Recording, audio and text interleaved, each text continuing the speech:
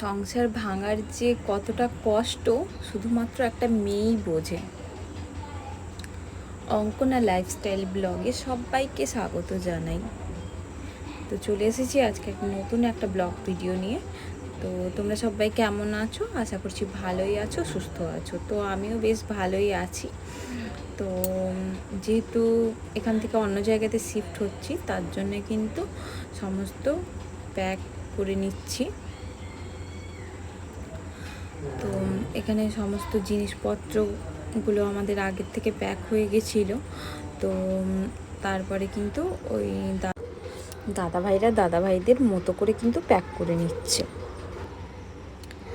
সত্যি যখন জিনিসগুলো গোছানো হচ্ছে না, মানে পরে তো ভিডিওটা দেখছি, তো ভীষণ কষ্ট লাগছে, বিশ্বাস করো। আর এখানে কিন্তু দাদাভাই কাগজগুলো রেডি করছে।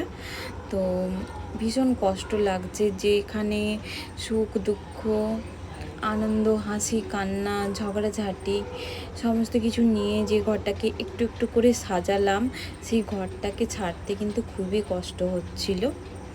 তো ভীষণই মন খারাপ, কিন্তু কিছু তো করার নেই, তো আমাদের তো যেতেই হবে।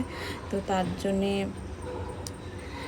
আর এখানে আমার হাজব্যান্ড কিন্তু ওগুলো নাম্বারিং করছে আর নাম লিখে দিচ্ছে, তো যাতে মিস্টেক না হয়ে যায়। তো দাদাভাই বললো যে এগুলো করে নাও।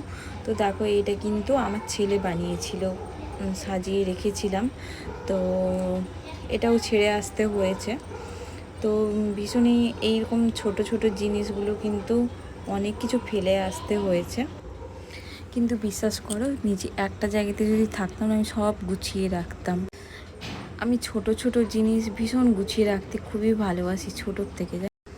হয়তো এত দাম হয় না, কিন্তু ওগুলো আমি গুছিয়ে রাখতে খুবই ভালোবাসি। আর এখানে ছেলেদের সাইকেল, সমস্ত কিছু, বরের বাইক, সমস্ত কিছু কিন্তু প্যাক করে নিচ্ছেন ওনারা ওনাদের মতো করে।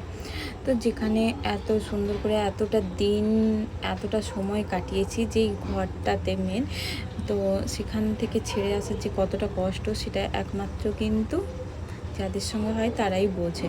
তো আর এখানে জিনিসগুলো নিয়ে চলে গেছে। আর এগুলো কিন্তু আগের দিনের বানানো খাবার ছিল। আজকে মানে ওই দিন শুধু ডিম সেদ্ধটা করেছিলাম। আর এখানে চিকেন, এইগুলো কিন্তু আগের দিন বানিয়ে রেখে দিয়েছিলাম। তো ওইগুলোই খেয়ে নিচ্ছি। তো কারণ মানে সমস্ত কিছু তো প্যাক হয়ে চলে গেছে, তো কিন্তু অনেক বাসন থেকে গেছিলো, সাথে নিয়ে আসতে হয়েছে, খুবই মানে প্রবলেম হয়ে গেছিলো। তো আর এখানে এগুলো সমস্ত কিছু কিন্তু ওগুলো আমরা খেয়ে নিয়েছিলাম। তো ওগুলো মানে তারপরে চলে গেছিলাম জিনিসপত্র কেনাকাটি করতে, কারণ মানে বাড়ির জন্য তো জিনিসপত্র তো নিয়ে যেতেই হবে। তো তার জন্যে নিয়ে নিয়েছিলাম তো সমস্ত কিছু। তো ওই দাদারা চলে যাওয়ার পরে কিন্তু এগুলো কিন্তু মানে ওখান থেকে এগুলো গোছাতে, যেগুলো মানে বাড়িতে নিয়ে আসবো, ওগুলো গুছাতে লেগে গিয়েছিলাম। দিয়ে তারপর খেতে বসেছি। আগের দিনের খাবারগুলো খেতে মানে খাওয়ার সময় কিন্তু আর ভিডিও মানে কিছুক্ষণ হয়ে গেছে, তারপরে কিন্তু ভিডিও বানিয়েছিলাম।